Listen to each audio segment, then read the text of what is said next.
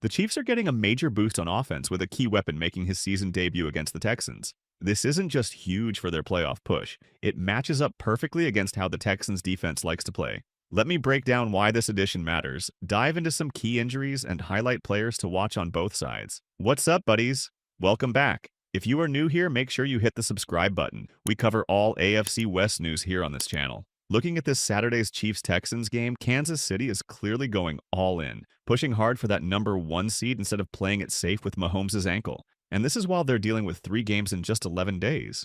Here's what's interesting about the Texans. They've been solid on defense lately, holding 3 of their last 4 opponents under 21 points. But let's put that in perspective. Those games were against a struggling Dolphins team, the Jaguars with Mac Jones, and the Cowboys without Dak Prescott.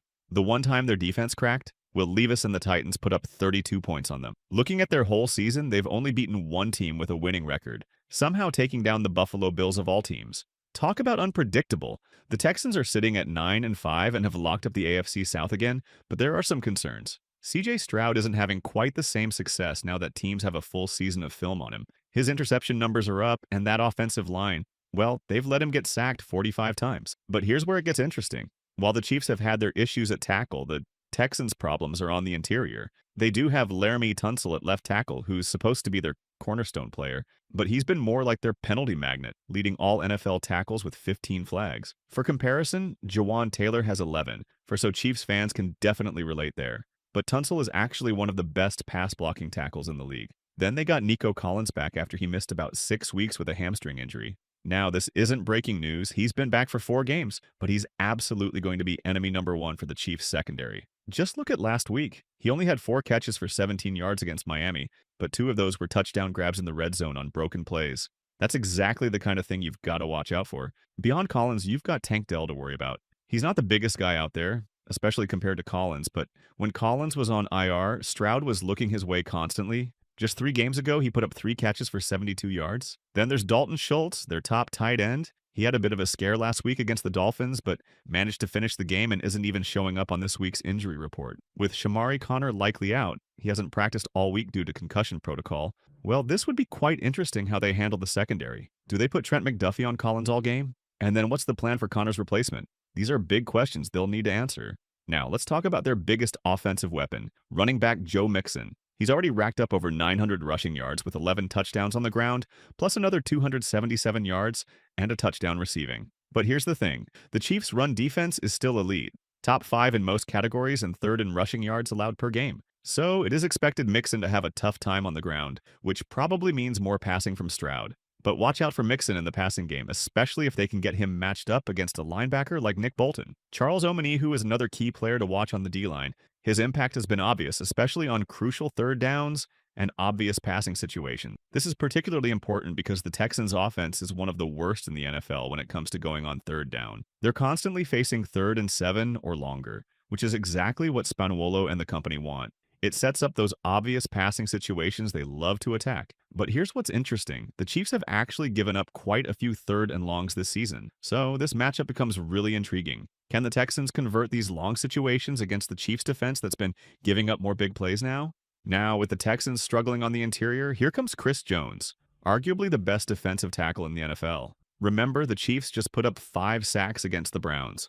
Omenihu was making plays all over the field. George Karlaftis has been getting home. And the interesting fact is, Stroud has been sacked 4 or more times in 7 games this season. Looking at the numbers, the Texans' offense is pretty much in the middle of the road across the board. They're averaging 23.4 points per game, 19th on 3rd downs, and 19th in yards per game. But here's the stat that really jumps out. CJ Stroud ranks 31st out of 32 qualifying quarterbacks in defense-adjusted value over average against the blitz this season. Meanwhile, the Chiefs are blitzing on 33.4% of their plays, second only to the Vikings. Put those numbers together, and I'm expecting Spagnuolo to have an absolute field day. The Texans' offense could really struggle against this elite Chiefs defense. Now let's talk about this Texans defense, which is actually carrying the team this year.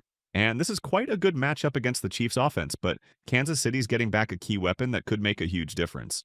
But they are missing Jalen Peter, who's on IR with a chest injury. They're also missing linebacker Azeez Al-Shair, who is suspended for the next 3 games for a controversial hit on Trevor Lawrence. But even with those guys out, this defense is loaded. You've got Derek Stingley Jr., who's playing like one of the best corners in the league, Jimmy Ward making plays at safety. Now, why does everyone think this defense is so impressive? They're the ninth best scoring defense, giving up just 21.4 points per game. They're third in yards per play, 11th in rushing yards per play, and get this, they're second best in the league at preventing rushing touchdowns. But their passing defense, that's where they really shine. They're first in completion percentage allowed, sixth in passing yards per game, and third in yards per pass allowed. They're the fourth best defense on third downs, and they love to play man coverage. Their strategy is pretty clear. They'll let you run on early downs, but when it comes to passing situations, they lock things down. What makes this work is their pass rush. They're second in sacks this year and top 10 in pressures, and they're doing this while blitzing less than most teams in the league.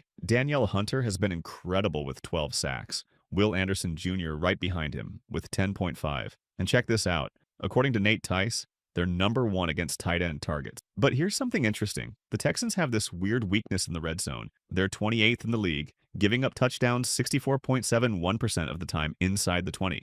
Now, the Chiefs haven't exactly been lighting it up in the red zone either. They're 26th in the NFL, scoring touchdowns just 50.91% of the time. So, if Kansas City can turn those field goals into touchdowns, that could be huge in this game. The Texans love to play man coverage, banking on their pass rush to get home, while their secondary locks down receivers. That's where things get interesting for the Chiefs. Their offensive line has been a revolving door at left tackle, and Mahomes has taken more hits than any QB in the NFL. He's been sacked more times than ever in his career, and he's not going to be 100% on that ankle. Here's what makes this matchup fascinating, though.